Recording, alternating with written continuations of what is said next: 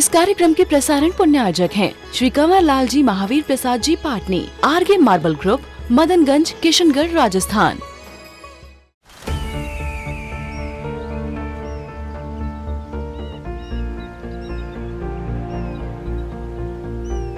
जो बनकर मेरा हमसफर आएगा, सिर्फ उसी को फर्क नजर आएगा। शुरू करो, डालो बुनियाद, घर महल नजर आएगा। वंडर लाइए, वंडर अपनाइए, फर्क नजर आएगा।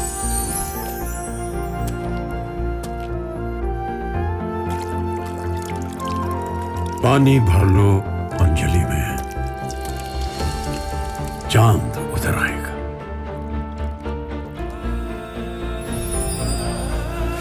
वंडर है ना, वंडर लाइए, फर्क नजर आएगा।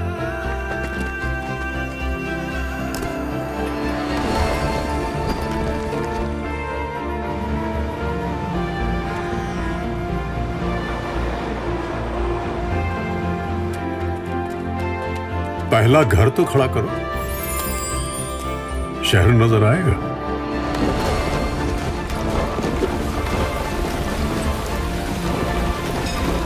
साल बरस और सदी नहीं, एक युग गुजर जाएगा।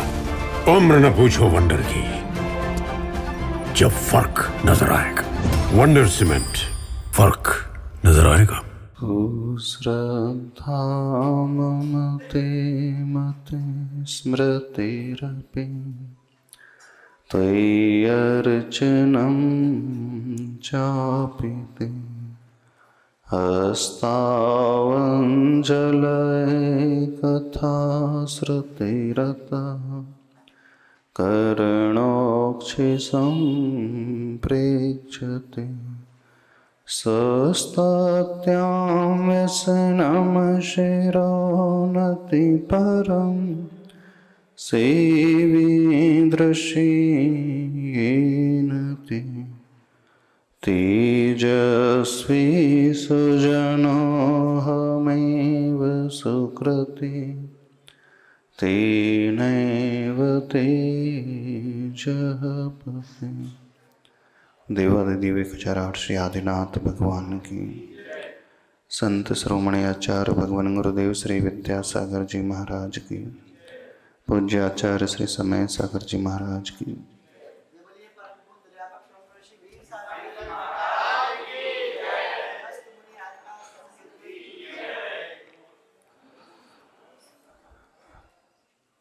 प्रभु का आलम्बन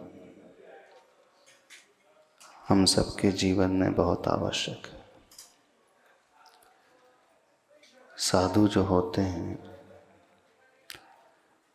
मुनिराज होते हैं, उपाध्याय होते हैं, आचार्य परमेष्ठी होते हैं,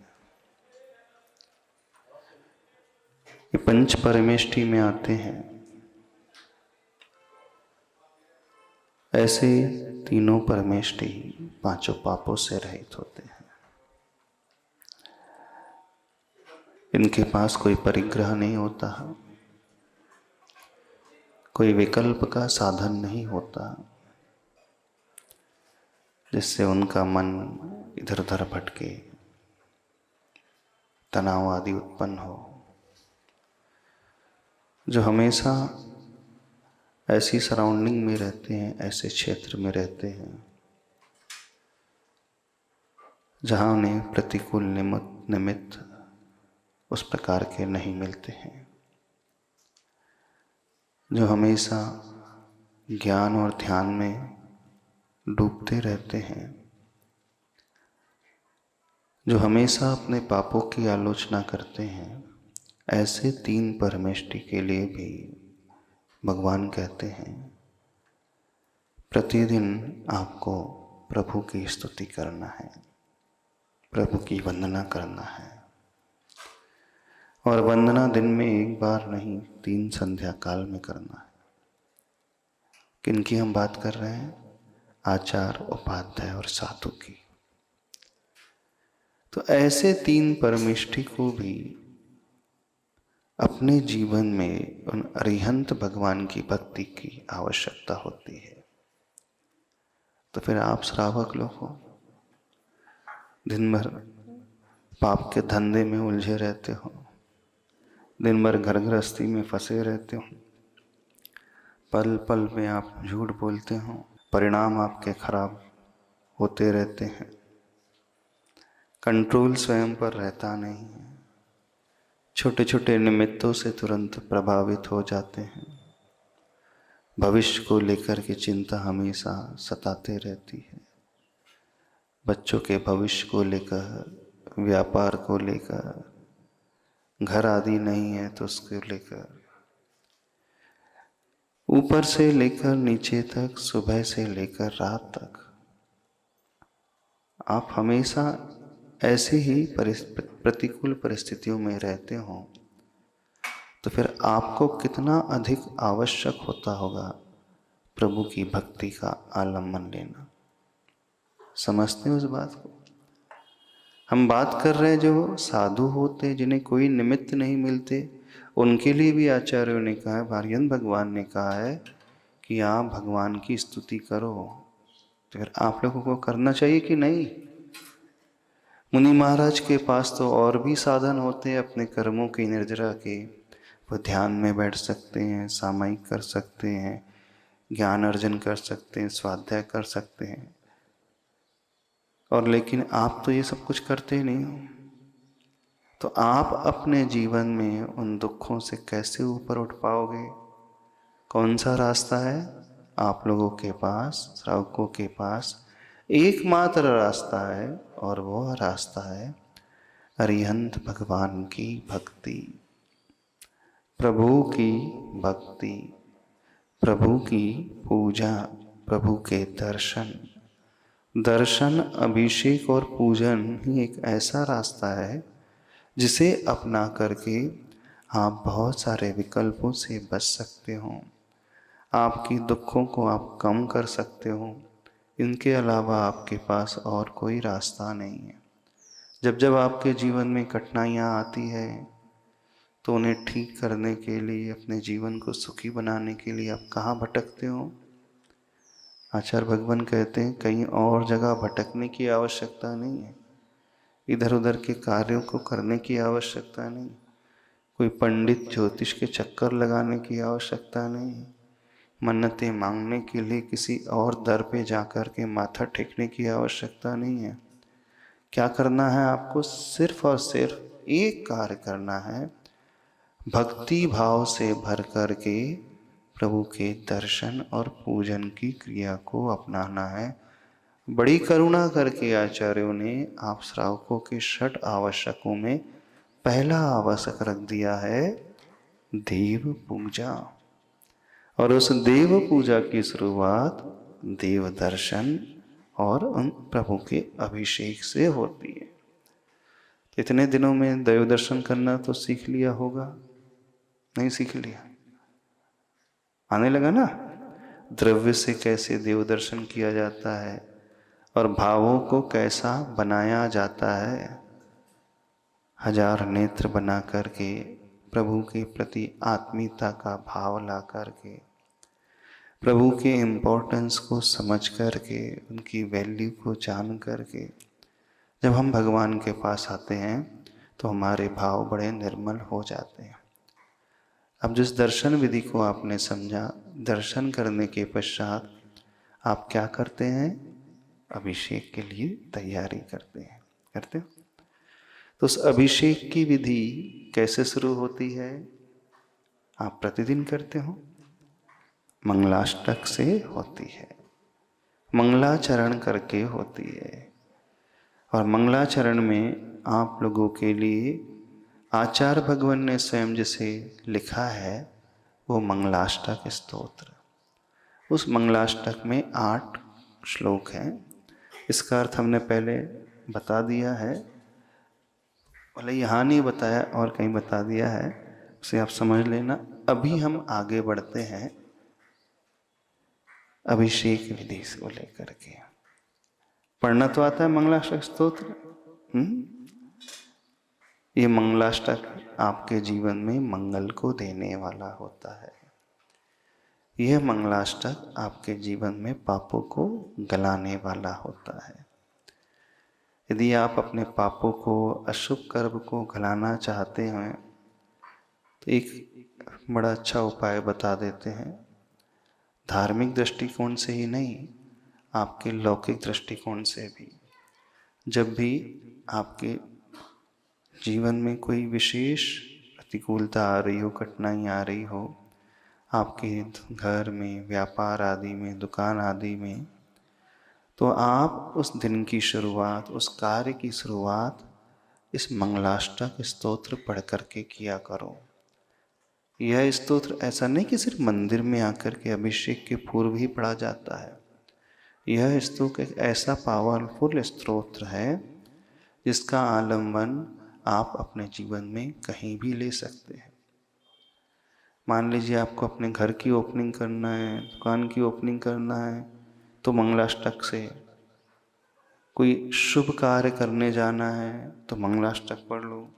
तो लौकिक मंगल को भी यह दिलाने वाला होता है और यहाँ पारलौकिक मंगल को भी वह देने वाला होता है, क्योंकि इसमें जो भावना भाई गई हैं सबके मंगल की भावना भाई गई है और प्रभु से मंगल की कामना की गई है। प्रत्येक श्लोक के अंत में आप कहते ना, कुर्वन्तु ते मंगलम।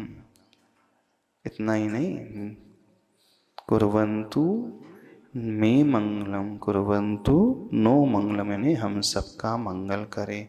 तुम्हारा मंगल हो, मेरा मंगल हो।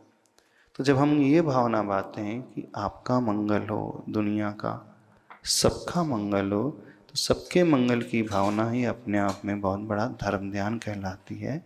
इसे कहा जाता है अपाय विजय धर्म ध्यान। पढ़ना तो सबको आता है, उच्चारण करना नहीं आता, कि उच्चारण करना सिखा दे पहले। पढ़ लेना इजी है, लय आपको पता ही है।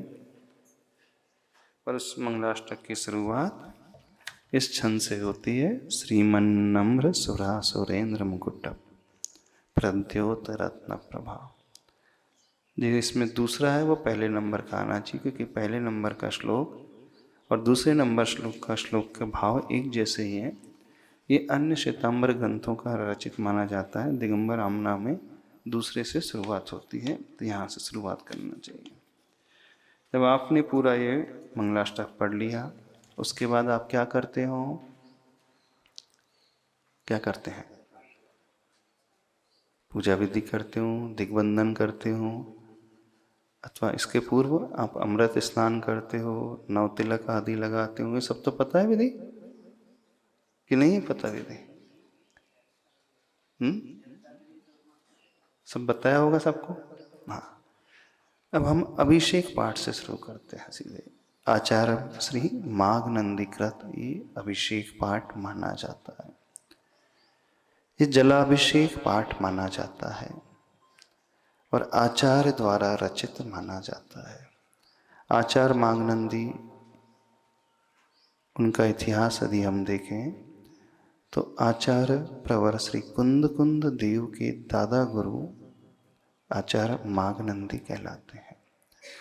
आचार्य कुंद कुंद के गुरु जिनचंद्र स्वामी और जिनचंद्र के गुरु आचार्य श्री माघनंदी माने जाते हैं। यदि हम इस हिसाब से चलें तो ये अभिषेक पाठ आज से लगभग 2000 वर्ष पूर्व रचा गया। किसके लिए रचा गया? मुनि महाराज ने अपने लिए तो रचा नहीं। देखो, आचार्यों को, मुनियों को अभिषेक करने की कोई आवश्यकता नहीं होती और हम लोग अभिषेक कर भी नहीं सकते। क्यों? क्योंकि अभिषेक करने के लिए सामग्री चाहिए, कलश चाहिए, जल आदि चाहिए। प्रासुक जल है, सारे द्रव्य की आवश्यकता होगी। अब उस द्रव्य को बनाने में आपके जीव हिंसा आदि होती है, उसको प्रासुक करने में। तो ये सारी हिंसा श्रावक तो कर सकता है, लेकिन मुनि महाराज 5 महाव्रतधारी होते हैं, तो पूर्ण अहिंसा व्रत को पालने वाले होते हैं। वो ये बिल्कुल नहीं करते हैं। मुनि महाराज जो भगवान की पूजा करते हैं वो सिर्फ भाव पूजा। अब देखो, एक विशेष कार्य जो मुनि महाराज नहीं कर सकते वो श्रावक कर सकता है। अब आपके जीवन में अभिषेक की आवश्यकता क्यों होती है, इसे समझते हो? देखो, उसके रहस्य को पहले समझ लो। भगवान की प्रतिमा जो वीतरागी प्रतिमा होती है, वो सबसे बड़ा एनर्जी रिजर्वायर माना जाता है, सबसे बड़ा ऊर्जा का केंद्र माना जाता है।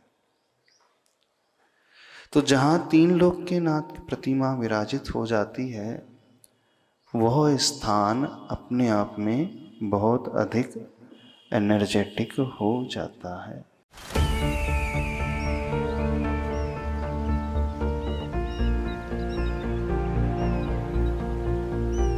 जो बनकर मेरा हमसफर आएगा, सिर्फ उसी को फर्क नजर आएगा। शुरू करो, डालो बुनियाद, घर महल नजर आएगा। वंडर लाइए, वंडर अपनाइए, फर्क नजर आएगा।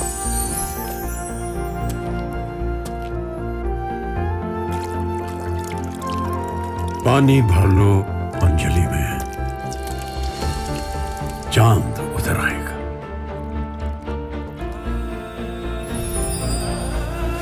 वंडर है ना, वंडर लाइए, फर्क नजर आएगा।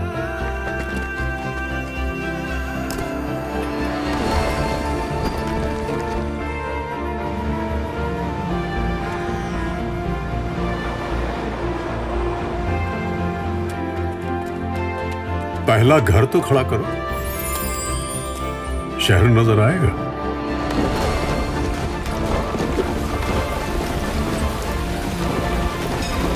साल बरस और सदी नहीं, एक युग गुजर जाएगा। उम्र न पूछो वंडर की, जब फर्क नजर आएगा। वंडर सीमेंट, फर्क नजर आएगा। इस कार्यक्रम के प्रसारण पुण्यार्जक हैं श्री कंवर लाल जी महावीर प्रसाद जी पाटनी, आरगे मार्बल ग्रुप, मदनगंज, किशनगढ़, राजस्थान।